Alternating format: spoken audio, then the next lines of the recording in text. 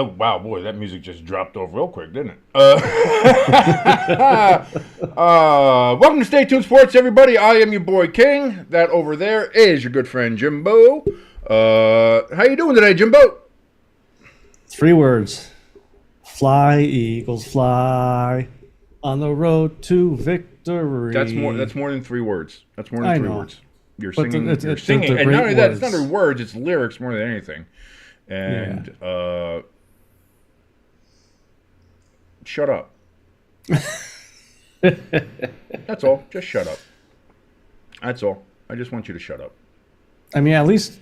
Well, no, one I of don't my want you to two shut up because then we teams- wouldn't have a show. So that would be, Yeah. that's kind of bad. We don't want to have that to happen. But At least one of my 2 teams made me happy.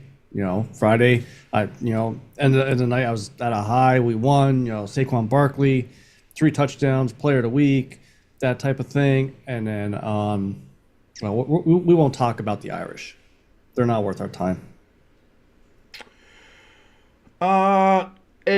listen, it's not out of the realm of possibility that they could still get in the playoffs. It's hard though with the schedule they have. It's hard. Yeah. And the funny thing is like they can beat.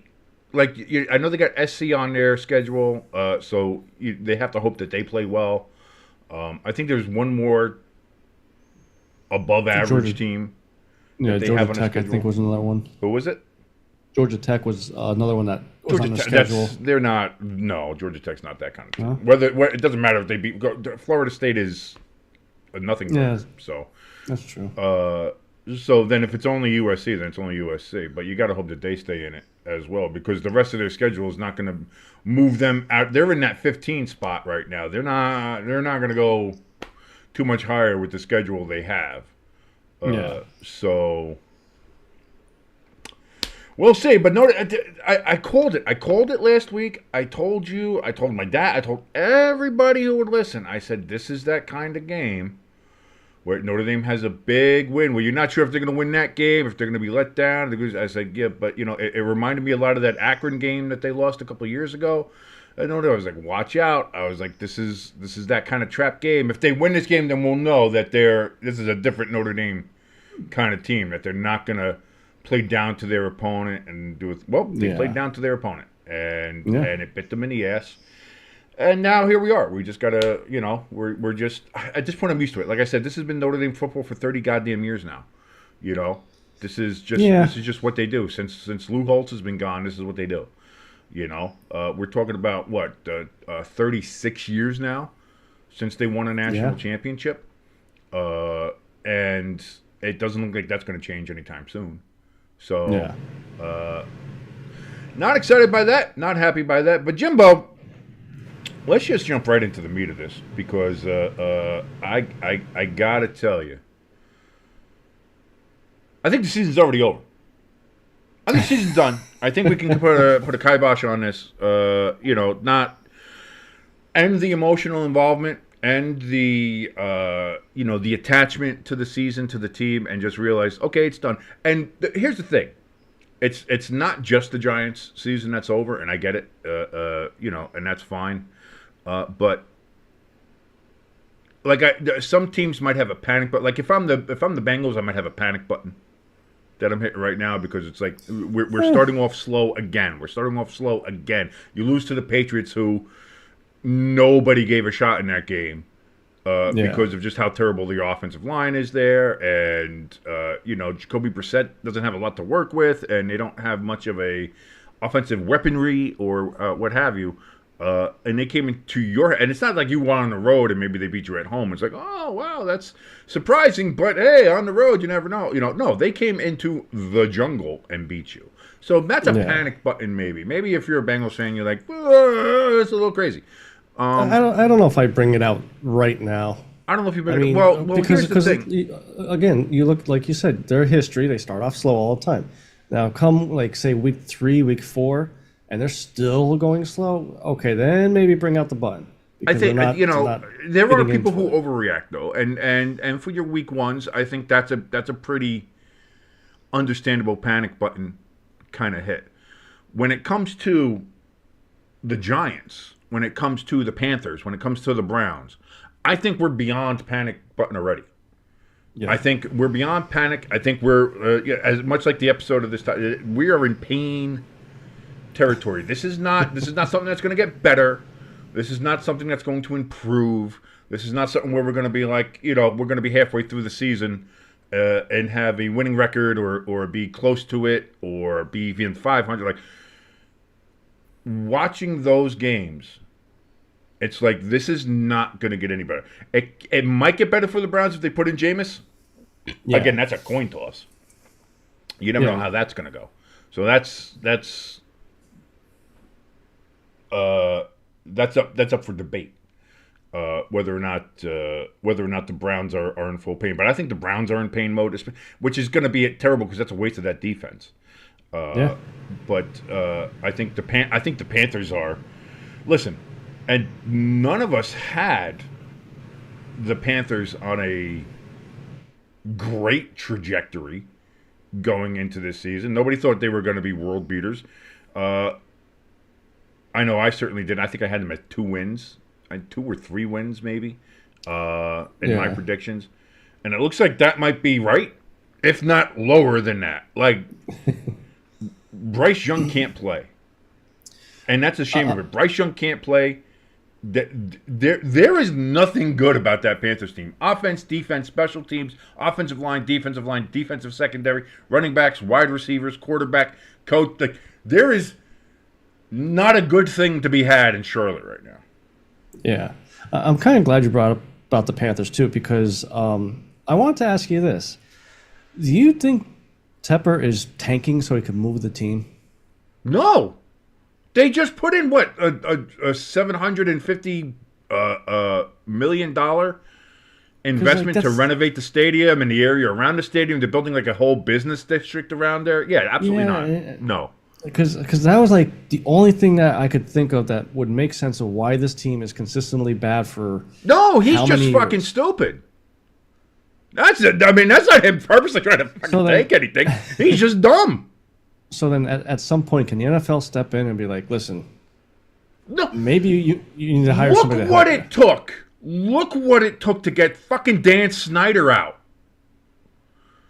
There were sexual allegations, complete organizational misconduct allegation. He stole from the NFL, and they still couldn't force him out.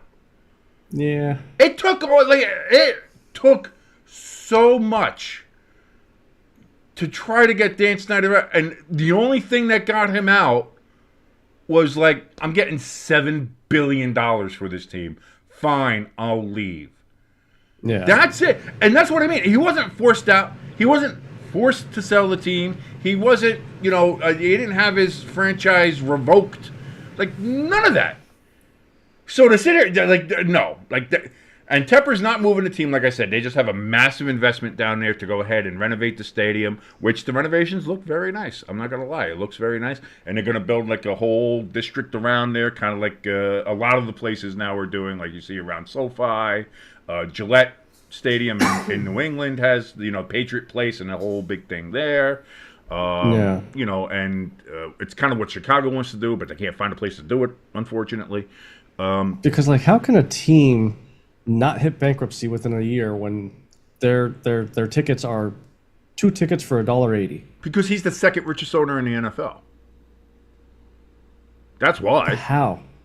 That's not even like as a average Joe. Because he doesn't make his money from the NFL. No, I know, but so you just it's okay if I lose money on the NFL. I'll just make it up over here. Because also the other thing you got to realize is that like the NFL and like the teams and stuff, they really don't make money from the ticket prices anymore. Like, their money comes from television rights, comes from merchandising, comes from all these different other. Like, when you talk, like when you see what it divvies up to each year, like these teams are making money hand over fist. Why do you think they were able to do the COVID year, where nobody showed? They played, they still had everything out there, just nobody showed up. How they were able to do that? Because the money was there from TV. They can play in front of nobody. Yeah. And be perfectly fine. It's just asinine how that team is. But it is. It's that bad. And I don't know if anybody saw that or not. Yeah, a pair of tickets, not just this was 2 tickets, were sold for $1.80 total. So that breaks down to what, 90 cents each ticket. Yeah. So you'll buy a hot dog. Your hot dog will be more than Your hot ticket. dog, yeah. The concessions are going to be more than what the ticket was, which is fine by then. For them because they make their money on concessions as well. It's kind of like movie theaters, you know. Yeah. So whatever gets butts in the seats, you know. Because if you saw, I mean, do you remember last year when there was what? I want to say that the attendance was actually like 700 people or something for the game of them versus the Falcons, and which was hilariously the only game they won last year. Yeah. And I just find it hilarious that they had that trade with the Bears to get the number 1 spot to pick Bryce Young, and traded the Bears their number 1 pick. Then they're the worst team, but they don't get to pick the number 1 pick. The Bears get Caleb Williams, which a lot of people think is certainly more. Now, again, his first week, not great. Yeah. Definitely not great. But he has shown signs that he can be a guy, at least more so than Bryce Young, because Bryce Young, in his time there in Carolina, has not shown anything, and he was just as bad in this week run. And I know people are going to say, "Whoa, give him time." He's had this is his 3rd coach now that he's working with, in just the beginning of his 2nd year.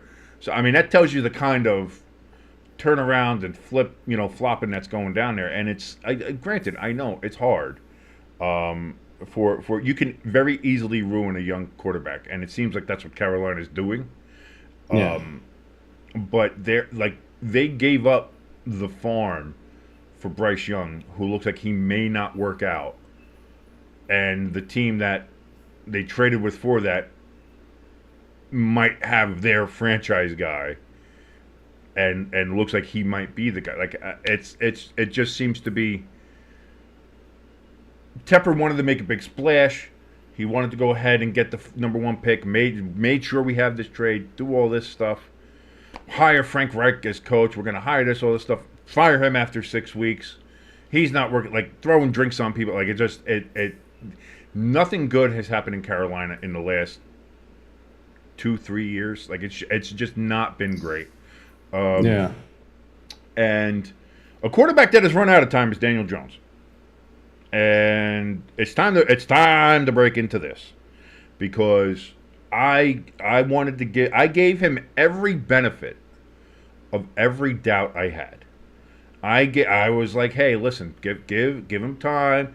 You know, maybe once the offensive line gets improved, maybe once we have good coaching now, and you saw what happened in 2022. So he's there. He had a career. That game that he had, the playoff game against Minnesota, got him that $140 million contract, or 160, whatever it was. That got him that contract. Like, he played a hell of a game. He played a hell of a season that year. He dragged the Giants to the playoffs where they didn't play. So you're sitting there like, yeah, last year was bad, but it was a super bad offensive line. Nothing was really working. Didn't have any weapons. Give him benefit of the doubt. No, it can't be. Now it's starting to look like 2022 was the exception rather than the rule when it comes to DJ. And I'm just about done. Now here's the thing too. As a Giants fan, that I'm gonna, it wasn't just Daniel Jones. No, it was not. The receivers dropped, what was it, 6 passes of his, and it wasn't like they were bad passes. They were right on the hands, they were right in the chest, between the numbers. Like they were good, solid passes that they just dropped. So, I'm not saying that it's just Daniel Jones. That defense. Holy shit. Something that was supposed to be the strength of the Giants. Something that was supposed to be like, this is what's going to help us win games. Even if Daniel Jones isn't the best. Even if we have, Malik Neighbors has a, rookie. He's a rookie, so it's going to take him time to get going and whatever. Oh, we don't have Saquon anymore, so we're going to try to, see what we have with the running game with Singletary and everybody like that. But the defense, that's going to keep us solid. That's going to keep us in games. They didn't. They were non-existent. Kayvon Thibodeau is invisible, and he's been invisible since he's got here, and he's getting pissed at the media for asking questions about it, while he's trying to wear his nice big thick Cuban chains and trying to look all suave and cool because I got to go to a Bitcoin meeting or some other bullshit that he's doing on the side instead of actually working on your game and being an actually goddamn good defensive player. How about that, Kayvon? How about you get in the backfield and disrupt a play or two? Huh? You want to do that? No, of course not. You want to do that, that's going to get in the way of business. And we got Brian Burns, Brian Burns is going to be a big impact player. Where was he? You know what kind of impact he had? His same as his number. 0. Nothing. They let the Vikings march 99 yards, 99 and a half yards down the field. My voice is going up because I'm losing. I feel like I'm turning into Frank the Tank here from Barstool. Like, he's starting to be one of my favorites. I've known the guy for 20 years. He's a great guy. Has a bit of a temper problem. Yeah. But, nice enough guy. Yeah. Like, that... Yes, Daniel Jones is bad. This is his last season as the Giants quarterback. And that might have been his last game. We'll see how he does in Washington. And I think that's gonna determine whether or not we're into Horsecock Lock area or if we're going to DeVito.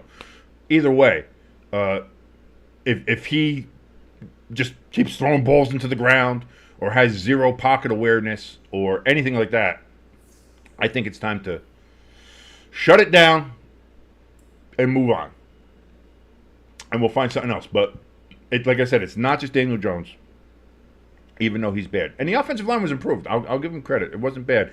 Their run blocking sucks ass. But pass blocking, I mean, it wasn't terrible. It was a lot worse last year. Outside of elite neighbors, our receivers are trash. They're just garbage.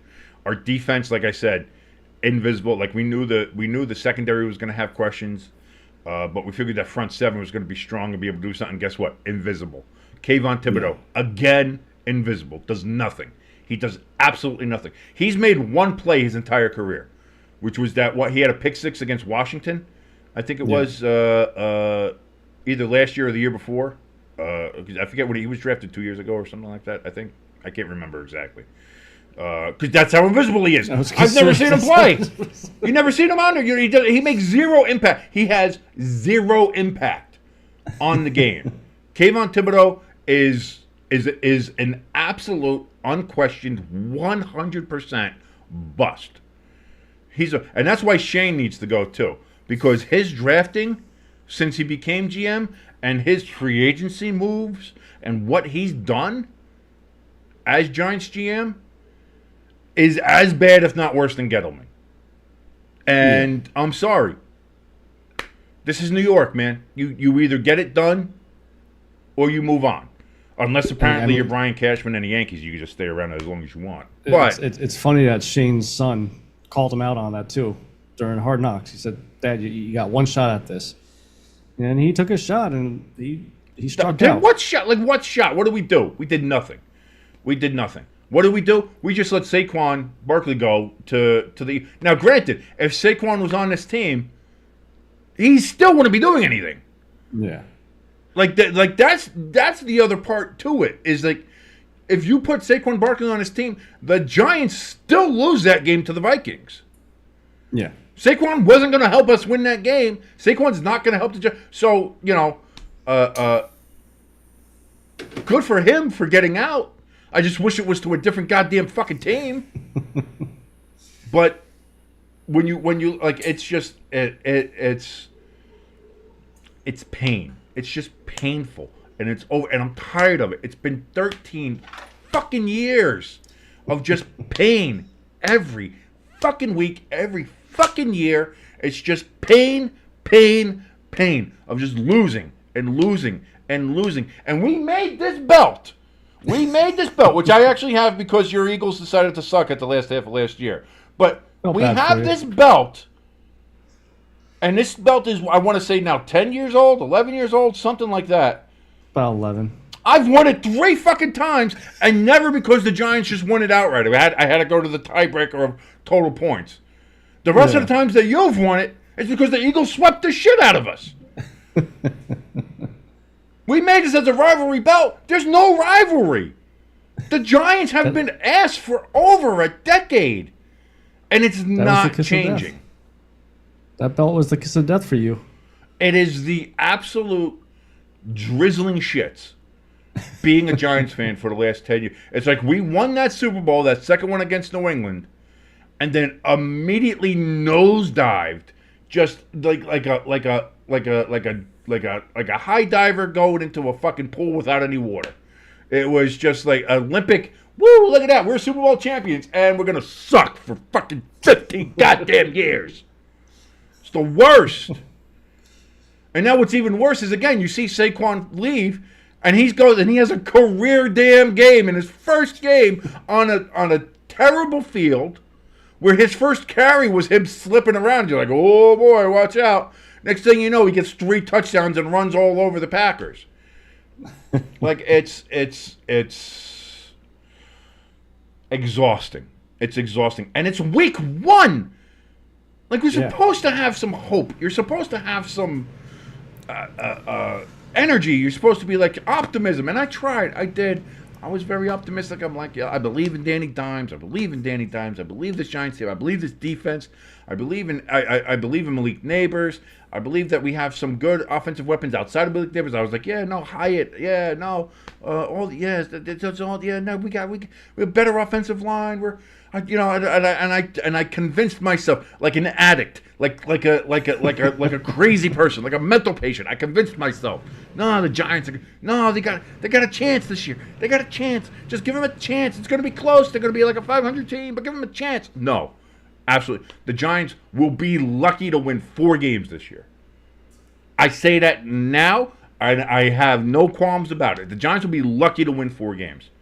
Especially if they just keep on starting Daniel Jones, and especially if Kayvon Thibodeau decides to just keep on worrying about Bitcoin instead of actually playing his goddamn position and causing some disruptions in the goddamn backfield. I'll say this about Daniel Jones, as far as I go. Yes, he's done with the Giants. He's bad. He's bad. He's just straight up a bad quarterback. I'm not ready to give up on Daniel Jones. No, he can't. He can't read defenses. He can't make decisions. He's so broken. He has no pocket presence whatsoever. And you figured that would start to change. You would figure this is his 6th year. Like, this is not anymore of, well, let's see what he has. Let's see. 6 years, Jimbo. Yeah, 6 years. How many years in a row? It doesn't. No, I'm sorry. It does. You don't get. This is the NFL. It means not for long, baby. You gotta go. You have to perform. And he's had his opportunities. He performed once in his entire career in 2022. Yeah. That was the only time where he even looked halfway decent. And even then, he had the best run of the year in the league, and he tripped on the 5 goddamn yard line. That was a funny time. So this is what I like. Even when he does something good, he does something bad. There's no upside. There's no upside to Daniel Jones anymore. And everybody's and listen, people ran out of patience with him a lot sooner than I did. And like I said, I was like, I believe in him. Give him time. You give him the right offense. You give him the right tools. He can do things. We've seen it. He could do it. We could do it. Watching that game, we had the ball on the Minnesota 20-yard line. They handed us the ball in the red zone, and we did nothing. We saw him, no pressure, nobody in his face, failed to read an open receiver, and threw the ball instead into double coverage, where it got picked off in the end zone. He threw a screen that immediately got picked off, that he just didn't happen to see the biggest white guy on the field running towards him. Like, what are we doing? Like, what are we doing? Like, I can't keep hitting my head into a brick wall over this guy. I can't keep sitting here saying, like, oh, yeah, Daniel Jones is going to be good. He's going to be good. Oh, I believe in Daniel Jones. He's just going to be. I can't do it. It's turning me into a mental patient. So I can't do it. At some point, for my own mental health, you have to give up on him. You have to say, we're moving on. And whether that's moving on to Horsecock Lock or whether that's moving on to Tommy Cutlets or whoever. I personally, Put cutlets in there. At least it'll be fun. I was gonna say Whether we suck or not, at least it'll be fun. At least it'll be something. Because right now with Daniel Jones, this isn't fun. I just thought of this, and I pray this don't happen because you don't want to wish injury on anybody. But I'll laugh a little bit if they put Locke in there, gets hurt. DeVito goes in, he gets hurt, and you're right back to Daniel Jones. And then we'll be right back to deal. This is kind of like the Jets. They got Aaron Rodgers. They don't want to get rid of Zach Wilson yet. Maybe it can work. Aaron Rodgers gets injured 4 snaps in the game. Then we're stuck right back with Zach Wilson. Zach Wilson. And destroyed their season last year. So, like, it's just, it's as a Giants fan, it is just exhausting. And I'm just kind of tired of it. And as far as I go, the first quarter of the Eagles game, I kind of felt like that. I was getting disgusted with Hurts. It was, well, yeah. And listen, Hurts did not have a great game. No. And we can blame the field, and we can say that, you know, the Packers defense was good and all that stuff, but just on a general standpoint, like he threw some footballs that he had no business throwing. So if I'm an Eagles fan, that does give me pause. Yeah. But your offensive line is still good, and you have Saquon Barkley. So and tush push is dead. Listen. Kelsey was the key. Kelsey was the key for the tush push. Or as you said, tush push. Tush push. The tush push. But I would say, I would say that is kind of done for now. The only thing I would probably try is line up now and do a different variation, a pass, toss outside, give them something else to think about and not focus totally on that middle, underneath the center there. Yeah, otherwise, you kind of got to do the fake tush push now that people are going to be, everybody's going to be stacked right in the box, and you get ready to do that, and then you just do a quick pull out naked bootleg. You know, you got to pull out of the tush sometimes. You know, you don't want to stay in the tush. If you go too deep in the tush, sometimes it doesn't work. You got to pull out of the tush, get naked, and move around. You know. Speaking of Kelsey, how about pregame Monday night with the whole shirt thing with him? I did not. I got to be honest with you. I was getting ready to do the live stream, so I did not watch any of the Monday night pregame stuff or see anything. So he forgot his clothes. He left his clothes in the truck, I guess, either at the hotel, at the airport, whatever. And when he got to the field, the stadium, he had to run to the mall that was, I guess, close to the stadium and bought a shirt. Dude, I am not kidding you, about 2 sizes too small. Like, literally. The button right here, right in his chest, was screaming. It makes me... part of me wonders if that was... set up? Yeah. Because that would make sense, too, because Scott Van Pelt was, like, the head guy. He's introducing everybody. And he said... and news to the team here, Jason Kelsey, yes, he forgot his shirt. And Kelsey goes, I did lose a little weight in my stomach here, so feeling good there. But, man, my tits are fighting right now. But it was such a tight shirt and everything like that. But from everything I heard and read the next day, he got high praise for his first time out there. At least he got that. I heard Brady was not great, and I heard he was okay. I heard he wasn't great. Yeah. Some people just wanted to shit on him, but I heard I saw a lot of people give him kind of like a B grade when it came to his first game, which is fine.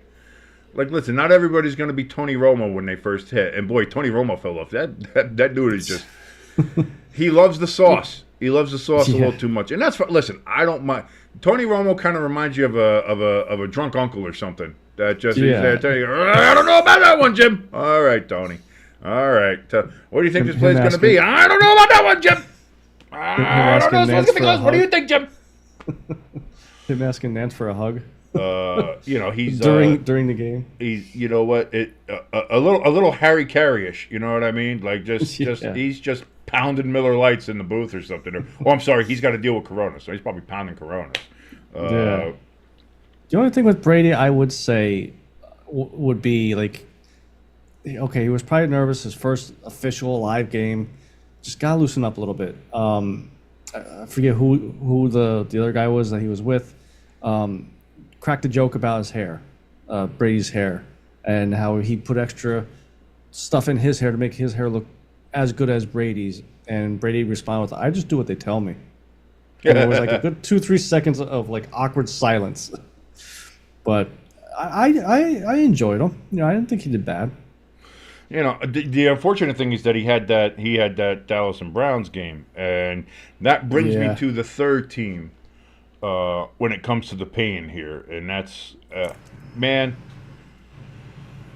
Just when you think it can't get worse for Browns fans, and you're like, you know, at least the Browns have had moderate success the last couple seasons. You know, Baker got them to the playoffs, got them a big playoff win, did things like that, and then they go ahead and they shit all over him and try to ship him out and try to get Deshaun Watson, who already had the allegations against him, when they were trying to get him to go to Cleveland. Do you remember when Deshaun said he wasn't going to go to Cleveland? That's one of those places he wasn't going to go. Yeah, I'm not going to go to Cleveland. Not going to go to Cleveland. And then what changed his mind? Well, they said we'll fully guarantee a $230 million contract. I want to play for Cleveland. Boy, how's that turned out, guys? and I think what hurts Cleveland fans most is seeing what Baker's doing down there in Tampa. Like, again, he had a great week one. I think he had the best quarterback performance of week one. Stat wise, anyway. Like he I think it was 148.6 passer rating. He had 288 yards passing, so almost 300 yards passing, 4 touchdowns. Like, he was good. Yeah. And I know it's Washington. And I know that the Browns played Dallas. So Dallas defense, a little bit better than Washington. I get it. But it's not. Listen, if you think the reason the Browns only scored 3 points is because of Dallas's defense, it's not. Yeah. Like, watching that game, watching Deshaun, my man has regressed so badly. Like, we were all sitting here talking about whether or not, like, oh, if he gets to old Houston Deshaun, if he gets to be old Houston, the only thing he's doing like old Houston Deshaun is apparently sexually misconducting with women. That's the only thing he's doing. That might be the only thing on his mind, because it certainly isn't goddamn football. Because people were pointing it out. You know, you see plenty of the memes of it. You've seen people, various analysts pointed out, just like, he had wide open receivers that he's missing. He has, again, zero pocket presence. He has, like, there's nothing good there. Yeah. And there's nothing good there in a lot of ways when it comes to Deshaun Watson. But there's nothing good there. And you look at that, and again, I'm somebody that had the Browns on the top of the division in my predictions. You're somebody who had them in second place. Like, a lot of people were kind of high on the Browns. They're coming off a playoff run where they had Joe Flacco coming in. They had 4 different quarterbacks. Stefanski got Coach of the Year. You know, you're like, you know, this is a team that, even without their star quarterback, you know, is doing this. So if Deshaun comes in and is even moderately good, the Browns got a real shot here. Yeah. But that's the problem, is that he's not even moderately good. And this is not like the Giants or the Panthers, where you could really point to other parts of the team as not being good, because that defense is good. Yeah. You know, you have the defending NFL Defensive Player of the Year on that defense. You know, you have Amari Cooper. You know, I know Chubb is still out, but you have, you know, you still have a running game. You have a good offensive, like, you have the Browns have the tools. So really, there's only one common denominator of why they suck. So, I mean, I don't know if that's better or worse from a fan standpoint. Like, I watch the Giants, and it's just a complete and total failure from top to bottom of the entire franchise. You're a Panthers fan. You're watching the Panthers. You're seeing that's an absolute dumpster fire. From owner on down, it's just terrible. and there's nobody on the field that can help. Like, there's nobody good on there. With the Browns, it's one guy that's really holding you back. And what do? Because you're stuck with him. He's got the guaranteed money. You want to get rid of him, you're talking about a cap hit that's going to be a hell of a lot more than what Russell Wilson has. So you're hamstringing yourself either way. You're hamstrung with either a shit quarterback that you're going to say, well, we have to play him because he's the cap hit. Or you get rid of him, and you have to deal with that anyway. Yeah. Like, it's so bad in Cleveland. I can't, like... And the sad thing about it is, just if you're a Cleveland fan, just when you think you're climbing out of it, like you're we're the Browns, we've been shit on our entire existence. It's been really 35 years since we've been any good. Going to back-to-back AFC Championship games, and the Ernest Biner fumble, and you think about all the Elway in the drive, and you think about how close they were to going to the Super Bowl, how close they were going to back-to-back Super Bowls, in which Denver kind of stole that from them. And you're like, it's been so long, but here's a chance. Like, it looks like we're just starting to come out of now all this suffering, all this bad football play, all these. Like, I'm sitting here complaining about 13 years of shitty football. I mean, Browns fans have been through. They went through two franchises of bad football. Their franchise moved. They got another one, and it's been just as bad. Like, they had a time where they didn't have a team, and it almost seems like that time where they didn't have the team, maybe they had a little bit of peace. Maybe they had a little bit of mental stability, because since then it's been bad. And you think, just when we're coming out of it, just when we Browns fans are starting to get out of it, now there's this.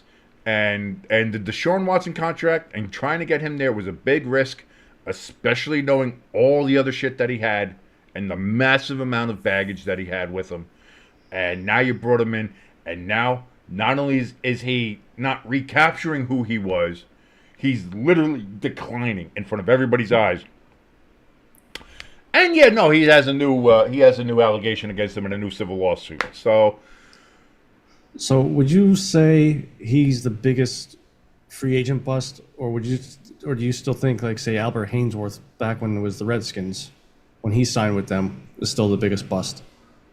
Free agent wise, not rookies, because that's sure, because it's guaranteed. It's guaranteed money that they cannot get away from. Yeah. That's the Deshaun Watson contract, and the fact that he has not only failed to improve his performance, but has declined. That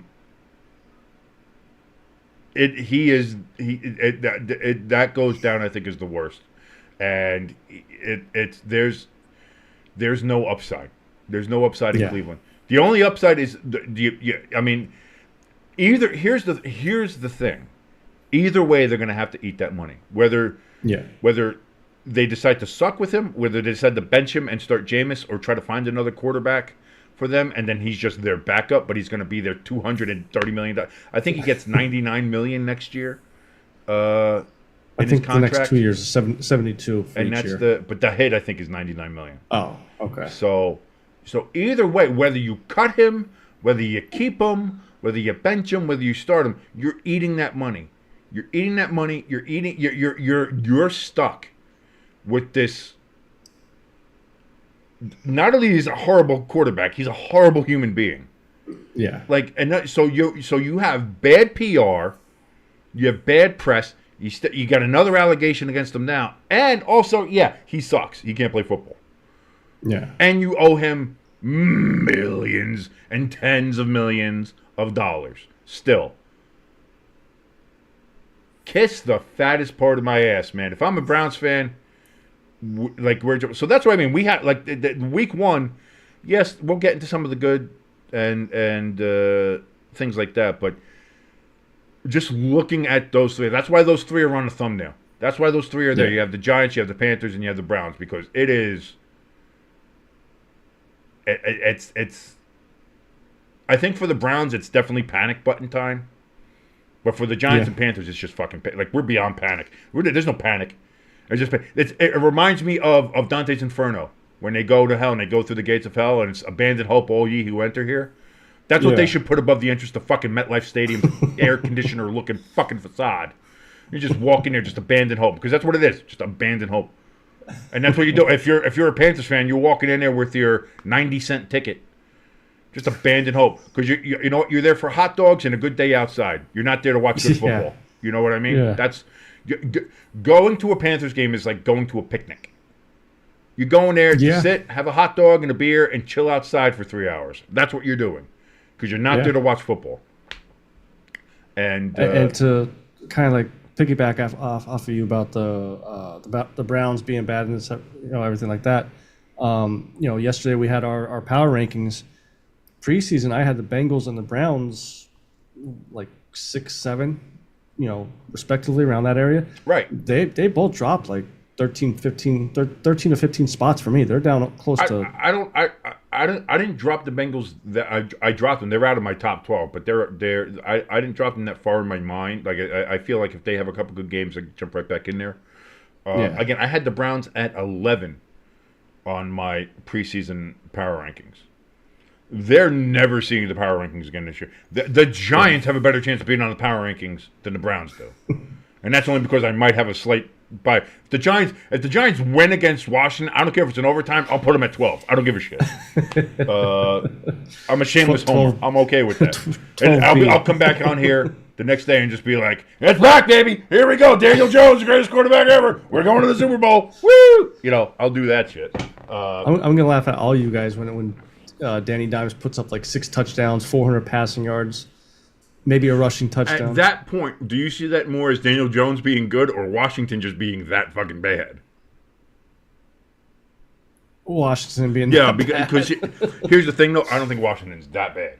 Like that's what. No. And I talked to a few people before we came on the air today, and one of my things was like this. Like I'm already kind of detached from myself from the Giants for this season, but it is for real. If the Giants lose against Washington, this season is over.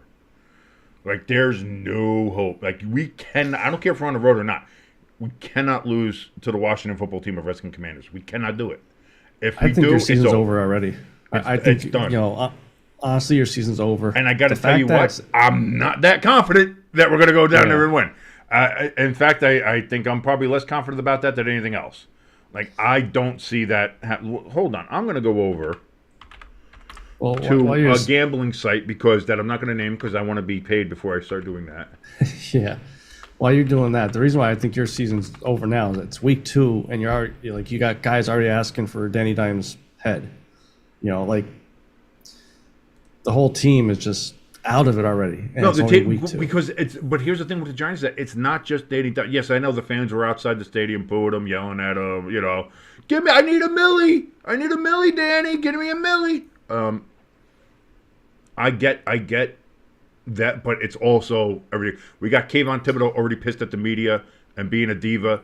And he has no right to be a diva because he's done nothing to perform. Because he's done nothing. He's had zero. I might be more pissed off at Kayvon Thibodeau than I am with Danny Dimes. Because with Daniel Jones, like, I fooled myself into trying to think like, oh no, maybe there's something there. But deep down, we all kind of knew what Daniel Jones was. Yeah. And it really is that. But Kayvon Thibodeau is somebody that's like, if you just put in a little bit of fucking effort, maybe you could do something. But he's been absolutely invisible. He's been, since he's gotten here. Yeah. Like I said, I can count one play in his entire time with the Giants that he's done anything good. And that was that Washington game last year where you got an interception and ran in for a touchdown. That's it. That's the only good thing that he's ever done. And Brian Burns was invisible. We got this guy's free agent, highly touted linebacker. Did not. Kayvon Thibodeau, Brian Burns, and that defense let the Vikings march 90. Sam Darnold, by the way, Mr. Seeing motherfucking Ghost Darnold, marched 99 yards down the field and score a touchdown after after that series is when I kind of checked out. Like, I was watching the stream and I was doing it. If you go back and watch it, it's pretty funny. I get it. Yeah. You can watch me throw my hat and be mad. But It was so like at that point, I'm like, what do we do? Like, you get them pinned all the way back there on the half goddamn yard line, and you still can't stop them. Like I said, if when it comes to the Giants, if I was in charge, if I was John Mara, if I was Mara instead of King, I'm keeping Malik Neighbors because he made a couple of good catches, and he's got freaky athletic talent, and he's a rook, so he's good. And Dexter Lawrence, Lawrence, big sexy Dex, he did a lot. He did all he could, but he's one man. He's a very large man, but he's only one man. I'm keeping those two. Everybody else, get the fuck out. You're gone. Yeah. Sorry. Bye-bye. Bye-bye. Thank you for your service, but your services are no longer required. Get out. Your key cards will no longer work. Best of luck on your future endeavors. Get the fuck out of my building. And like I said, it's the Giants 100 season. Fresh restart. Let's like an expansion team. Just start over, do a 100-year refresh, and let's just start over. Top to bottom. By the way, executive too. Shane, gone. Assistant GMs, gone. Fucking secretaries, bye-bye. Everybody. Clean house. I want everybody gone. You bring in Serve Pro to come clean out the entire fucking facility. There, the Quest Diagnostic Center there in East Rutherford. Clean it out. Steam it all. Get new people. Get new supplies. Again, start off like it's brand new. Because there's a rot in that place. And I'm done with it. Dayball's play calling was the worst. I'm sorry, I'm going to go back in on it. I can't do it. I can't do it, Jimbo. I literally can't do it. But let's take a look does Shane get fired because of the Jones contract or because he let Barkley go? It's everything. His drafting, his free agent moves or non-moves. I think letting Barkley go is going to go down big as a reason. The Daniel Jones contract, I don't know. Because, again, after that Minnesota game, after that 2022 season, it was like he played himself into that contract. He did. Okay. And you're like, if this is what he's doing, like if he's made this kind of improvement in just 1 year under Dable, it's like, okay, maybe we'll do better. And then last year was bad, but you kind of look at it as like, well, we had a bad offensive line. Well, the offensive line was because Shane didn't improve anything. Yeah. He was like, oh, we're going to stay. We're going to I like the team we have. Why? This team was fucking awful. So it's an accumulation of a lot of stuff. But yeah, like I think Shane has GM'd. He has generally managed his last season in the NFL, at least with the Giants. I hope so. And and it's like, I don't know where we go from here. I don't know who we pick up as GM or as a coach or anything else like that. But maybe Belichick. Come on home, Billy.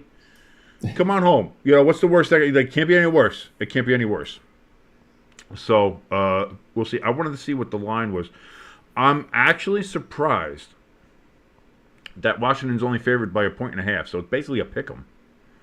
Down in I figured they would at least be favored by the home 3. And where are they at? Washington or New York? Washington. Yeah, they're in Washington. That's why I said Washington getting a home 3. I figured they would get the home. They would be favored by at least a home 3, and they're not. It's only favored by 1.5. So I don't think Washington's that bad. It's either they're underestimating Washington or they're overestimating the Giants. Because if the Giants play the same game that they played against the Vikings, they're going to lose. It'll be a closer game, but they'll lose against Washington. You know, Jaden Daniels, being a rookie, yes, he had a bit of a rough game, but he scored. Guess what? He scored a touchdown. Guess what the Giants didn't do, Jimbo? Like the Panthers, they lost by 37 points. But guess what they did, Jimbo? They scored a touchdown. They got in the end zone. Guess what the Giants didn't do, Jimbo? Guess what the Giants didn't do? They didn't score a touchdown. Saquon Barkley has 3 more touchdowns than the New York Giants stand right now.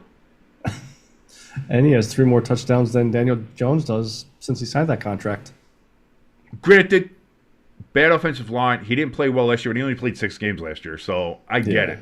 But yeah, it doesn't matter. There's no more excuses. There's no more excuses for Daniel Jones. There's no more excuses for the Giants. There's no more excuses for Shane. There's no more excuses for Dayball. There's no more excuses for Thibodeau. There's no more excuses for anybody. It's 1 week, and my patience level is gone already. It's gone. I'll admit, I mean that's the quickest I've ever seen you give up on the season. Because it was that bad. And I don't mean to make this an entire rant about the Giants episode. It's not supposed to be. You keep on poking the fucking bear. It's not supposed to be that kind of fucking episode. I'm trying to move on here. I want to talk about Russell Wilson. I want to talk about some of the other stuff. And the Miami game that's coming up tomorrow. We got to pick that game later on in the show, by the way. Doing all this kind of stuff. But it's just that bad. Yeah. And it's almost worse than last year, because last year you were still kind of hoping as it went on something happened, and then every time you really gave up, the Giants would win a game, and then we end up, and then it's like Tommy DeVito comes in and it's like, hey, it's entertaining at least, and we beat the Packers and on Monday night, and it's like, oh, this is fun. Oh, this is what it's fun to watch football again. And we almost beat the Eagles on Christmas, and then we do later on. It's like, wow, we got 6 wins where we did not deserve fucking 6 wins last year. I'll tell you that for sure. This year, though, it's like, okay, well, we made some moves and we put some things in there, and we're starting off with the Vikings, who are starting Sam Darnold. They lost their rookie quarterback. Their defense isn't great. They got basically Justin Jefferson, and that's it. And we let everybody else on that team, it wasn't the fact that Justin Jefferson just beat us. That entire team beat. Like, Justin Jefferson, I think only had like 3 or 4 catches or something. Like, I don't know the exact stat line that Jefferson had. But it wasn't like it was, the Justin Jefferson show. No, we got murdered by the entire... The Vikings defense murdered us. Their offense just ran through that Giants defense like crap through a goose, man. It was just... So I think watching that game, it's like, if that's how we perform against the Minnesota Sam Darnold-led fucking Vikings, like, what hope is there for anything else to happen this season? What happens when we have to play Dallas? What happens when we have to play Philadelphia? What happens when we have to play some of these other teams? Like, even the mid-level, like, again, the Vikings are a mid-level team, and they fucking mollywopped us. Yeah. There's no hope. There's no hope. Abandon all hope. Ye who enter here. That's where we are. We're in hell. I am in football fucking hell. Well, I know we talked a little bit about the Browns. I just saw come across Njoku's out this week for the Browns too. So another weapon of theirs. I keep on punching my goddamn microphone. I got to find a better place for it. Let's see. Who are the Browns playing this week? Oh, Jacksonville. Jacksonville favored by 3.5 at home against the Browns. Wow. I don't know. I would probably take Jacksonville. I might take Jacksonville. I think, they didn't. Again, they had a lead. They let the lead go. So I don't know how you look at that. But I mean, Trevor Lawrence is a better quarterback than Deshaun Watson right now. Which is saying something. And the Browns definitely aren't the Bill or Miami, and that's it. Miami is a team that everybody likes. It looks like they took them a little while to get started, but once they got going, they got going. So and losing Njoku too. That's so basically all they have is Amari Cooper, and he may just be like, you know what? Yeah, but who's going to give the ball to him? You know what I mean? Like, yeah. So that's just a bad time. That's just a bad time all around. For the Browns, and like I said, it's for the Browns, for the Giants, for the Panthers. It's just it's pain season already. It's pain season already. For the Browns, it's definitely panic button time. I'm smacking that panic button, being like, put Jameson. Why? What's the worst that can happen? Yeah, he might throw 2 picks, but he also might throw 3 touchdowns. Yeah, we'll see. I think you'll start hearing some of those chants this game. This week. And not only that, like, at least it'll be entertaining. Yeah. And like I said, maybe that's why the Giants should go straight to Tommy DeVito. Win, lose, or draw, at least it'll be entertaining. Yeah. And again, local kid, it's fun to root for the local kid. It's there's more reasons than that to root for him, because it's again, I think it's done and it's over with when it comes to Daniel Jones. It's over and done with when it comes to the Giants. So at the end of the day, just rip the Band-Aid off now and just make this. Let's try to be entertaining this year on our way out. Fuck it. And do it that way. Russell Wilson, by the way, not getting the start. Going back to Denver. This was going to be his revenge game. This was going to be that. The Steelers deciding, no, we're going to go. We're going to stick with Justin Field. How do you, how would you take, you got to figure Russell Wilson had this circled on his calendar. Calf muscle hurt or not, anything else hurt or not. This was a game he was going to circle, be like, I'm playing in this game. I'm starting this game. This is what I'm going to do. And instead, you're getting told, nope, take a seat. You're not going to, that's got to fucking. Now, is he out, or they just said no? You're going to be. What I read was all I know is that Tomlin said that it's going to be his field. That came from Ian Rapoport. Because if he is the backup quarterback, if he's active, then that tells me that they have more faith in Justin Fields. Which again, Justin Fields did not light up the fucking world against the Falcons. And I was thinking about that too. Russell Wilson came out and said he got hurt that Thursday or whatever. So Justin Fields really didn't get a whole lot of time with the first teamer. So now that he has a full week of practice with the first teamers, I would like to think and hope that you'll see a better version of Justin Fields out there this weekend. Now, if he does not even just light it up, if he has a average to above average game, do you just keep riding with him till the wheels fall off?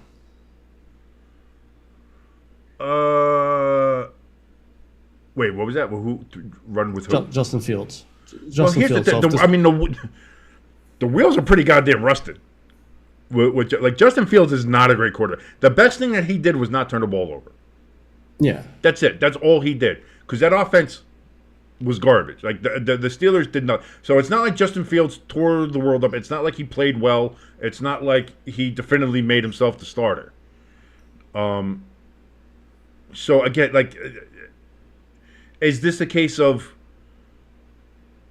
Russell Wilson still hurt, so you want to kind of rest him before he goes? But this is the game for it, Yeah, well, I mean, it would be one thing if they said no, he's out, he won't be playing this week. But if they're saying no, he's just going to be the backup quarterback, he needs another week to rest. I'm trying to find that now. I'm trying to find what Ian said. Yeah, then that would be a totally different thing, I would think, as far as how it looks. I don't know. Like I said, I can't. I just saw a tweet about it, but yeah, that he's it is going to be that it's going to be Justin Fields starting. I don't know what the reason is, and I don't know if it's because of injury. I don't know if he's going to be the backup. Either way, he's probably going to dress. Russell Wilson like a fucking moron. He's like, I'm inactive, but I'm going to have the pads on. Put me in, coach. I can play, coach. Put me in. I can go. Trust me, coach. I'm good. Put me in, coach. Come on. I can do somebody else said. I can't remember who it was. I think it might have been Brandon Perna or somebody out here. It was it kind of reminded me of the fan that dresses up in all pads and goes into a game, sit in the stands, just on the off chance that everybody else gets fucking hurt, and they look around and it's like, you there, come here, we need you. It was like that. It had that same kind of fucking energy when it came to Russell Wilson. Now that would be funny to see him up in the 700 levels and his Steelers and his pads and all that stuff. Yeah, imagine him just in the box. He's in the fucking owner's box, but he's still wearing his fucking shoulder pad and shirt. Again, I'm trying to find the anybody fucking talking about it, and I can't find the actual tweet right now. So. I know it's there. I know that was the latest. I did see them say that Fields is starting, Russell Wilson wasn't, but I was just right. So I don't know what the case is when it comes to Russell. I don't know if he's going to be inactive or backup. Maybe that's still up in the air too. Maybe that's still up whether or not he's going to be active or not. And that's a question to still have, And again, Tomlin will keep that probably close to the fucking vest anyway. I'm trying to curse less, but Jimbo's got me aggravated today already. With and I really didn't have to do much. Giants did it all for me. So What it's just, and like I said, I don't like. Some people are saying like, oh, they think Justin Fields is the job already. That Russell Wilson's lost his starting job already. It's like, I don't think Justin Fields has played well enough to say that. I don't think Justin Fields played yeah. well enough to say that at all. That he's played well enough to take the job already. Maybe it's a case of just availability, and it's just like Justin Fields is there and he's consistent, and we know he's going to be there, and he's not injured. Where Russell Yeah. Wilson is he hurt? Is he not? Let's see what his calf is doing today. Let's see what it's doing tomorrow. Let's this, that, and the other thing. Like it could be just a case with that where Tomlin's like, I want steady. I don't want to keep on bouncing back and forth. And maybe that's the key of it too. Maybe that's it. Tomlin doesn't want to keep on. Oh, Russell Wilson's in. Okay, but Russell Wilson now he has a strained calf, so we go back to Justin Fields. Oh, Russell Wilson's healthy again. Let's go to Russell Wilson. Oh, he gets a strained calf or something else hurt, so let's put Justin Fields. Like maybe he's just like Justin Fields may not be doing anything great, but Yeah. he's steady. He's there. He's going to be week. He's going to be there. So just go with him. Uh, and again, it's not like they owe Russell Wilson that anyway. They're paying him $1 million. Yeah. The rest of his money's coming from the Broncos still, which is why I think it's crazy that he's not going to start this game in Denver. Like that would have been, like you want to talk about high drama, and now that drama has kind of been stolen from us. Yeah. Like that's. I would want them to try to change that and try to make that. Maybe he gets a couple plays. Maybe somebody give Tomlin a couple bucks. Somebody be like, hey, Yeah. just for a little while, just put it for like the first series or two. Just I want to see what happens. I want to see what happens Yeah. because that's I remember in his first game after he got traded from Seattle to Denver, his first game was Denver versus Seattle, and Yeah. that was such a cluster. And I remember everybody saying, everybody was like, oh, Denver, they're the one, they might win the division. They're a real Super Bowl contender. Now they got Russell Wilson. All they needed was a good quarterback. They almost made the playoffs last year. They might make the playoffs this year. All they needed was a good quarterback. They got a good quarterback now in Russell Wilson. They're going to be great. And they're going to play Seattle now with Geno Smith and nobody else. They don't have Russell Wilson. They're going to crush them. They're going to crush them. I remember I put a big bet on them. Everybody was like, oh, this is the easiest money in the world. Denver's going to kill them. Denver's going to kill them. Nope, that didn't happen. And then it was so bad. That was when they didn't know if they were going to go for a field goal or not. They didn't know if they had what the third or fourth down was. They kept on missing. They had how many delay of game penalties? That was the year it was fun when they had Nathaniel Hackett there, and the crowd in Denver during the year would count down the play clock so that they would know because they had so many goddamn delay of game penalties. It was so bad. And but my question is this: why even announce Russell Wilson as the starter if this was something that was already going to be a problem? Like, you knew his calf was bugging him all training camp and all preseason, and yet you still named him the starting quarterback, and then he sits out week 1 because of the calf, and now you're running with Justin Fields now. Like, my only question to Tomlin would be, why announce him as the starter if this was going to be a problem, Well, maybe he got healthy enough right before week 1 practices, and because he did practice for 2-3 days, and then when he came to the facility that Thursday is when he told Tomlin, "Hey, I got a little bit of tightness back in that calf again." So I mean, he was already practicing as the starter. Yeah, but this is like my point was like why they might be staying with Fields is to kind of keep consistency of not having to go back and forth because Russell keeps on getting injured or the calf or anything like that. But if you know the calf is going to be an issue, which clearly it was, then why? And especially you were keeping it so close to the vest. I think they were the last team to announce the quarter. Oh no, the Patriots were, but they were the next to last one to announce who their starter was going to be. Like why? Like that part is perplexing to me. Is like if you're gonna do this and then run with Justin Fields now for the rest of the year, why even announce Russ as the fucking starter? Like that doesn't make any sense to me. Yeah. Like that part is a little weird. So it seems like we're getting robbed of Russ Wilson going back to Denver, which sucks. I would have liked to have seen that. Even if he got lit up if Bo Nix played well. And Bo Nix didn't have a terrible game. He didn't have a great game. First half he was a little iffy. He didn't have a great game. Let's be honest. He didn't have a great game. And here's the problem too. I think a lot of quarterbacks around the league are very thankful for Daniel Jones and Deshaun Watson and Bryce Young because of them, their mediocre to below average performances don't look bad. Now you have people like me going like, I didn't play that bad. Like, you played all right. Meanwhile, if Daniel Jones played a good game, if everybody else played at least mediocre or average, you'd be like, ooh, man, Bo Nix, rough start. Instead, we're sitting there like, it wasn't bad. It wasn't Daniel Jones, you know what I mean? It wasn't that bad. It wasn't Deshaun Watson. Yeah. He played better than that. So they're good by relativity here, Yeah. I mean, Brock Purdy played, average. If you look at the ratings, that's why I was surprised how good Baker was when I looked at his stats. I saw 148 or 149. Yeah, Baker, like I said, he was clearly the player of the week in my book. I'm curious if he could keep that up though, or was this how they gave player of the week to Saquon instead of fucking Baker Mayfield? I'll never understand. That's just politicking and lobbying coming from the Eagles. Because of that field. Because it was like, oh, this is our international game. We did that. We're gonna do that. Yeah, we're gonna have that instead of Baker Mayfield, who lit it up.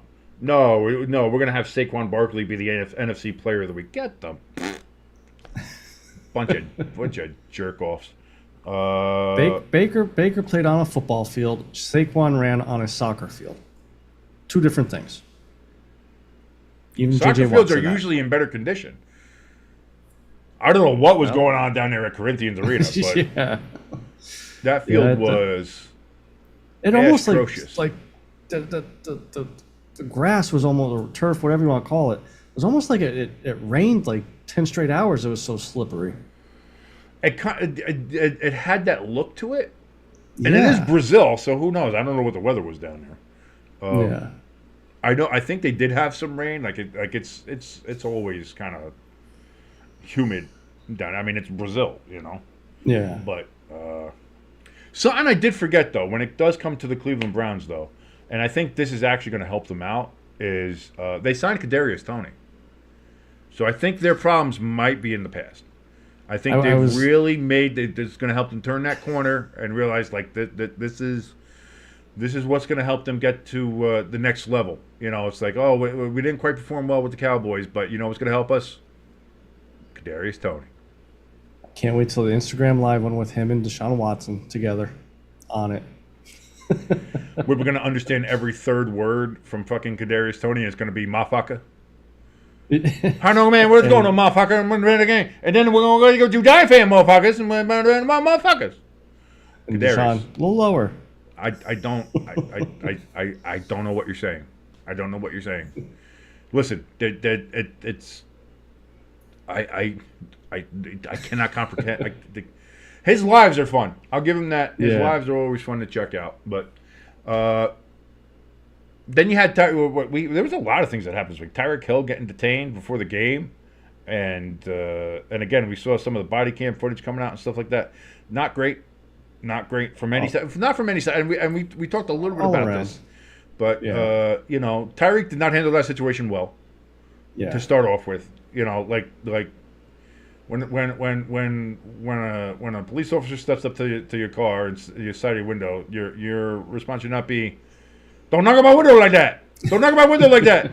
Do what you got to do, fam, but don't knock on my window like that." It's like cops aren't gonna respond well to that kind of interaction. That's just kind of known. That's for power. Now, does that mean that gives the cops the right to yank you out of the car, slam your face down into the ground, kneel on your back, and handcuff you? No.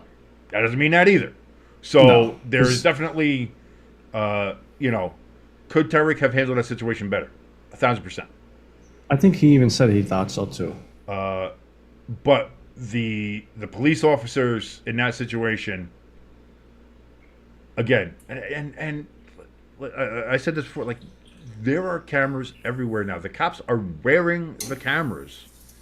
So the cops have those cameras. There are people who have cell phone cameras. There are streetlight cameras. There are people who have cameras on their doorbells. There are people who have, I mean, there's security cameras and surveillance cameras and cell phone cameras. There are cameras everywhere. Like we saw with the Scotty Scheffler incident. When the cops came out and tried to say Scotty, he was driving at an unreasonable speed and he dragged an officer and ruined his $80 pants. And it was so bad. And then the video comes out and none of that happened. Yeah.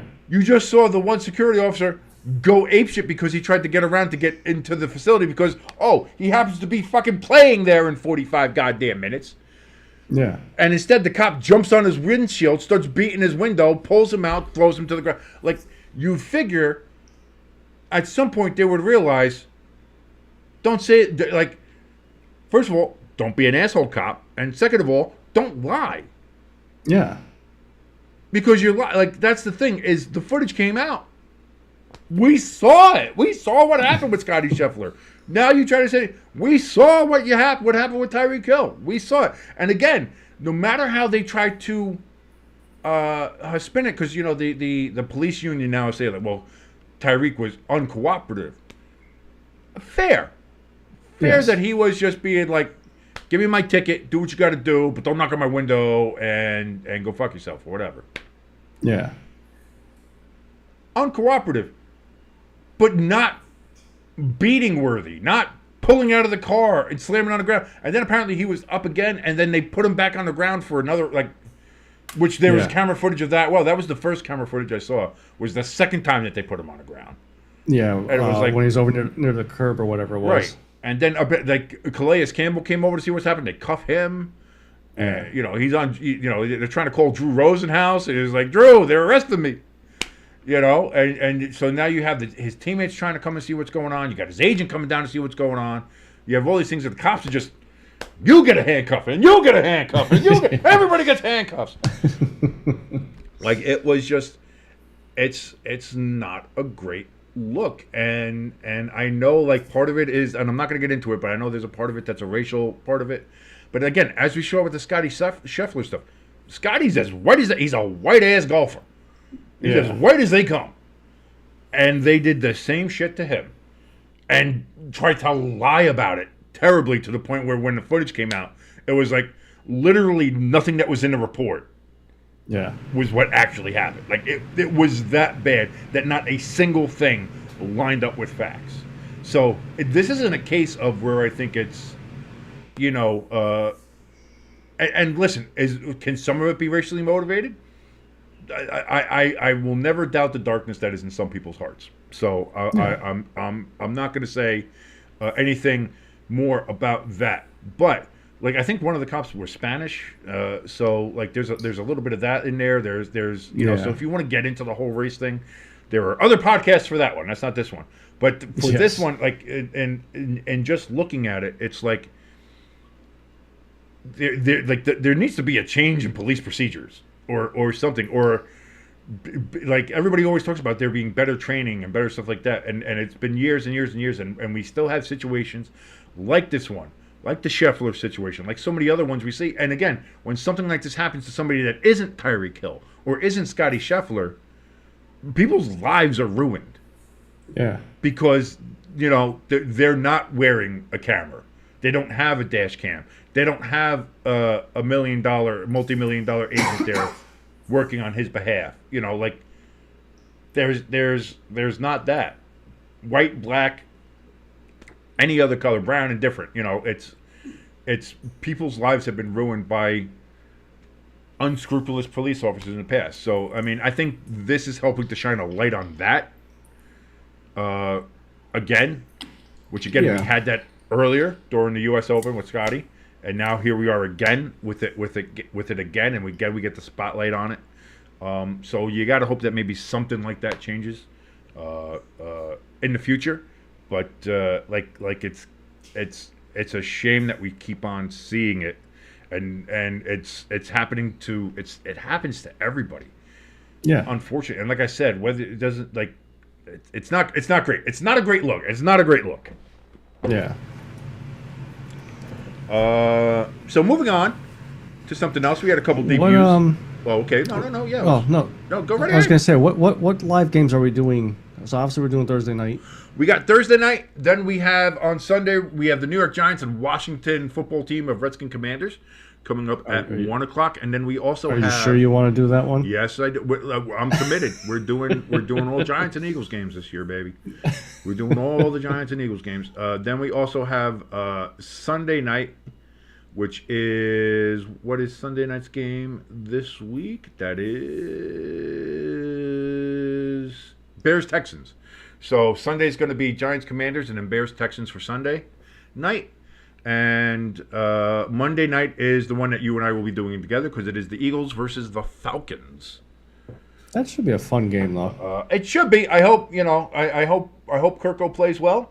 I hope the Falcons win. I hope Saquon scores no points and has -6 yards. That would be nice. That's not going to happen, but you You can just want wish. Danny Dimes to catch up to him. I could wish, please. Daniel Jones is going to throw like 3 picks this fucking week. We know that. Watch it. If that happens, I'm walking off the stream. Which, by the way, you were supposed to eat 3 goddamn hot wings today. Yeah, I will do that tomorrow night. You're never doing it. You're never paying it up. No, I am because I had an important phone call I had to take. Hopefully, fingers crossed. Might get another mascot for Stay Tuned Sports to walk along Lennon. Trying to get another dog. Oh, another doggo. But no, that's going to be my thing. Jacqueline's going to want to steal it, no matter what it is. Unless it's a pug. No, it's not a pug. Oh, thank God. If it's the one that they'll allow us to have, it's a hound terrier mix, pit bull mix again. But this one is more yellow golden hair. Like a brindle. So, okay. Brindle. There we go. That's where I was trying. That's where you're going with that one. No offense to the pug owners out there, but your dogs are ugly as shit and nobody likes them. Just yeah. And also, how dare you? Because they can't breathe, and that's your fault for trying to keep a dog like that. So, They snort worse than a cokehead. Isn't he? Look at my cute little boy. Isn't he cute? Is it dying? Ma'am, your dog has severe medical issues. You need to bring it to a vet immediately. Oh, he's just happy to see you. No, thank you. No, thank you, man. Please keep that demon 6 feet away at all times. Pretend this is COVID, and he's COVID. Keep him the fuck away from me. Oh, Jesus. Yeah, no. Not great. Not great. No, So just what real else quick, we I got? wanted to touch on just some of the coaching debuts. We had 2. We had Antonio Pierce got the interim tag off him as they went and faced Jim Harbaugh back in the league down in L.A., which was a home game for the Chargers, nominally, but it was all Raiders fans at the stands. And actually a pretty entertaining game, but the Chargers won. And I think what surprised everybody was the Chargers won by, this was a Harbaugh team. Yeah. Everybody was like, oh, what are they going to do? They have Justin Herbert, but they don't have any receivers. They got rid of all the receivers. What are they going to do? This team already has the Harbaugh stamp on it. And what did they do? They ran the ball. Ran the ball. It was a hard-nosed, grinded out kind of win against the Raiders, and they were able to go ahead and do that. And I was just, again, I wasn't, because I had picked the Raiders, which, by the way, my picks, oh boy. I wasn't that much better than you. But did you have the same picks that you used in the group chat picks? Yes. So we both did the same that we had there, because I know sometimes it gets a little squirrely. But I want to do that because it's easier to keep track of. So I can keep track of how bad I did. Which, by the way, the fiance Jackie, she won the picks this week, and the top 3 were her, my fiance, my future sister-in-law, her sister, and my brother. Those they all tied for the top spot. Jackie got the tiebreaker. Which she has the asterisk because of some It's not, rule that you made You get up. an asterisk when you win the week. Yes, you get a little asterisk. Yeah, it says, and right next to it in fine print it says King made up rule, so I could. It's not a made up rule. It's the tiebreaker. It's how the CBS Sports thing does the tiebreaker. It's not a made up rule. I got your back, Russ. It's how it. Right. Look, first of all, Russell doesn't get the benefit of the doubt until he gives me the $500 he owes me. He's my brother, and I love him. Money? Well, where's my money? You got till 5 o'clock. Anyway, so no, I just want to see what some of your thoughts were on some of what we saw with some of the coaching that happened, some of the new debuts. Like I said, I'm gonna have to give the benefit of the doubt. Now, I didn't want to. I was like, Harbaugh's there, but they don't have many weapons, and it looks like they're almost trying to rebuild from the ground up. And they played a very game Raiders team. And I say what you want about the Raiders and Minshew and how everything they get going. They still got Max Crosby there, and he was a problem. He was a problem during the game. But I think they actually might get more wins than I thought they were. Well, I think I forget exactly the record I gave them, but I know it wasn't like terrible, and I think that's strictly because Harbaugh has shown that he's a winner in the NFL. So I think he's gonna make the playoffs. I'll still stick with that. I believe that's how I had them in the in our preseason Friday forecast thing for the divisions. The Raiders, I think, are gonna be fun to watch. Don't know if they'll make the playoffs, but more like an average team. I was gonna say it was a fun that Chargers Raiders game was fun. Yeah, that was a fun game and also a beautiful game. God, the uniforms were perfect. Give me more of that. That Chargers with the powder blue and the gold pants and the white helmet, just perfect. And the Raiders in just a straight up silver and black with the white. More of that, please. Also, Detroit, on a uniform note, wear pants with stripes. No. Not at home. Wearing the blue unitard look does not work.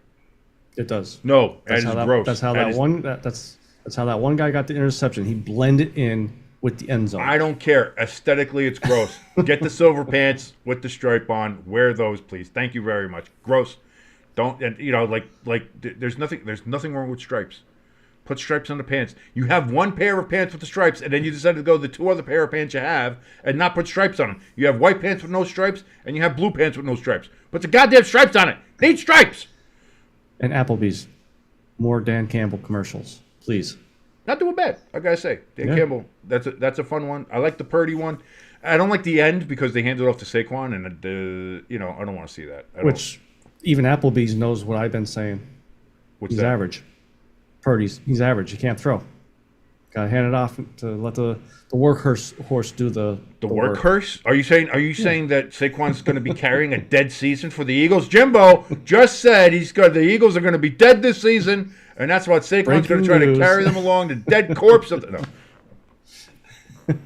See, sometimes you misspeak, and then I can spin it, baby. I can spin that. I think that's what is there anything else? We touched on a lot today. Is there anything else that we didn't touch on? A lot did happen this past week with the NFL and college football a little bit. I don't like to say what like a NFL team is done for the season in week one. I like to see the first 4 weeks, and that's I feel you really get to see the whole team. But Browns are done. They're up there with the Giants. They're done. Their season's done. I see. Here's the thing. This is why I had the Browns as far as panic button mode, but I think the Giants and Panthers are in pain mode. I think the season is done for the Giants and Panthers. The Browns, they can still save their season. They can still, I think, make the playoffs, especially when you have that defense there. But you have to move on from Deshaun. That's money you're going to have to eat, and that sucks. But you're going to have to. Like, you just have to get away from him and put in Jameis, put in anybody. As we saw last year, they put in Joe. I was sitting on the couch, Flacco, and made the playoffs with him. And they also won when they had 4 quarterbacks play last year because Deshaun got hurt, and then the other ones got hurt, but they still won. You know what I mean? Yeah. So. They even won, what was his name? DTG or whoever it was there, or the DDT or DCR, VCR, whatever. VCR, DVD. I forget what his name was, but DTJ, something Taylor Johnson, Thompson Johnson, something. I don't know. Anyway, but they won with him. Like they won with the carousel. That's why Stefanski won Coach of the Year, was because they were able to go ahead and win despite all those quarterbacks. So the Browns seem to be like a team as long as your quarterback is competent enough, you can win with that team. Yeah. So the Browns season's not over yet, but smack that panic button immediately, and you have to get Deshaun out. You're gonna have to pull that Band-Aid off at some point. And you can't wait too long. You can't wait if you wait for a whole quarter of the season to go by, you're gonna be fine. And here's the thing: we're definitely gonna find out next week how they are. So, because the Browns are playing, who are they playing this week again? We just saw it. Oh, Jacksonville. They're playing the Giants in week 3. Oosh. So that right there is going to tell you where the Browns are. I might have to have a couple beers for that one. You know, I can't drink until they score a touchdown. I had my glass here ready to go the whole game. I had it. It was nice and clean. I had the other thing is like, I got everything here ready to go for when the Giants score a touchdown. I'll be able to have a drink. I was sober all of Sunday. Nothing. And I'm like, finally, I was like in the third quarter when they were driving down there and Danny Dimes is there, we're like, oh, we're finally going to at least score a touchdown. At least I can drink now and get, try to dull the pain of this game. Nope. Throws in a double coverage interception in the end zone, turnover. It's like, can't drink yet because I made some dumb, stupid rule. Not great. Not great. I was just trying to see here, too. Like, what did I have? What did I say we were talking about? What are we talking about today? So we talked about that. We talked about Russell Wilson riding the bench, going back to Denver, where it sucks for him. Like I said, you get no revenge game. We talked about Tyreek Hill, Harbaugh, and we talked about some other stuff. So, yeah, no, I think we covered just about everything we needed to cover. Yeah. For now, except for Thursday Night Football, Jimbo. You have the Buffalo Bulls. Buffalo Bulls. Bees Bulls. Buffalo Bills and Josh Allen, they're going to make the trip down there with Bills Mafia to play the Miami Dolphins, who are going to be wearing their oh-so-perfect, oh-so-sweet throwback uniforms, which are just, they need to become permanent. They do. Like, fine, if you want to, like, modernize the logo a little bit, fine. That's fine. But the logo needs to be that logo, the dolphin with the fucking helmet, jumping through the fucking sun. That's what it needs to be. And that, the same colors, the different, that nice darker aqua, and the brighter orange, and the stripes, and perfect.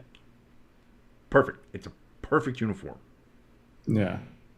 That being said, Jimbo, what is the point spread on this game? Right now, it is currently the Dolphins favored by 2.5 at home. So it seems to be there's some money going Buffalo's way on this one. Josh Allen versus Tua, Buffalo, Miami. Who are you picking? I'm going with the Dolphins. The Bills just beat the Cardinals. I mean, it's not like they beat the Cowboys or Kansas City. See. Maybe the Cardinals are surprising this year. Maybe they'll put something together. Again, Marvin Harrison, I think he had 1 catch for 0 yards. Yeah, and he was open like 3-4 times and not a defender near him. And Kyle Murray said, I'm just going to run anyways, and just ran. And the Cardinals still almost won. So is this is that a sign of the Bills being bad, or is this a sign of the Cardinals actually being better than we thought? I think it's the Bills being that bad. Okay, so fair enough. I'm going with the Dolphins. Yeah, I'm going to go with the Dolphins too. Now, here's the thing. The Dolphins have this thing where they can't beat the Bills at home. And Tua's even mentioned this. He's like, it's, this is the narrative is going to be that we can't beat the Bills at home. And until we beat the Bills at home, that's fair enough. That's a fair criticism. So, is this something where they finally kind of break that curse? So they get that monkey off the back of kind of shaking the ball. This is the time to do it. Like, this is where kind of Miami has all the talent. Now, again, Mostert is out. He's not going to play. Achane, he did practice today. So there's a better chance of him being able to play and start on Thursday. But we'll see how limited he is in the game. All that being said, though, I still think this is a game that, like, if Miami doesn't win this game, then there is some kind of voodoo hex Bills Mafia curse that is on Hard Rock Stadium and the Dolphins for not being able to go ahead and close the deal when it comes to the Bills playing down in Miami. But I will give the Dolphins the benefit of the doubt, and I will go ahead and I will pick the Dolphins tomorrow night for Thursday Night Football, which you can watch along with us. Right here is me and Jimbo. Well, Jimbo at least for the first half anyway. We're going to give our play-by-play reactions to Thursday Night Football, Bills at Dolphins. And I want to, again, thank everybody for watching. If you like what you see, like, share, and subscribe. Once you subscribe, you're able to go ahead and talk to us in the chat. It'd be a great time for everybody. We also have our links for the donation station and the merch store. We have the QR codes up there. Links are down in the description. Also, the link for our Discord is down in the description as well. You can come and hang out with us in our Discord and just kind of shoot the shit and have some fun with your old pal King and your good friend Jimbo there. That's why he's your good friend Jimbo, because, he wants to be your friend. He's everybody's friend. He's a nice guy. You get a couple drinks with him, he's a good guy. Just a couple, though. No more than a couple. Then you can't understand me. We can barely understand you when you're sober. So I mean, that's just how that goes. And me too. I speak really fast and I mumble. So that's as a broadcaster, you got to work on that. That's something that I got to work on. And we all got to work on our own things. But Jimbo, anything else? Any other thoughts before we check the hell out of here? No, just that I want to thank everybody that has subscribed this week one here. And if you guys do join the Discord, feel free to tell King that you believe in Daniel Jones. I have a shirt in the merch store. That's a Daniel Jones Believe shirt. And I think I need to take it out. I think I was going to say, is it going to be on clearance? We might have to replace that. Into I don't know what. Maybe I'll do an anti-Daniel Jones shirt. Maybe I'll just spray paint devil horns on him or something. I don't know. But I was just thinking about that. I was like, oh yeah, I made that shirt. Going into the season. I was like, yeah, I believe in Daniel Jones. I don't believe in him as much anymore. But until tomorrow night when we see you for Thursday Night Football and the Bills versus the Dolphins, that is your good friend Jimbo. I'm your boy King. Thank you so very much, and stay tuned, everybody.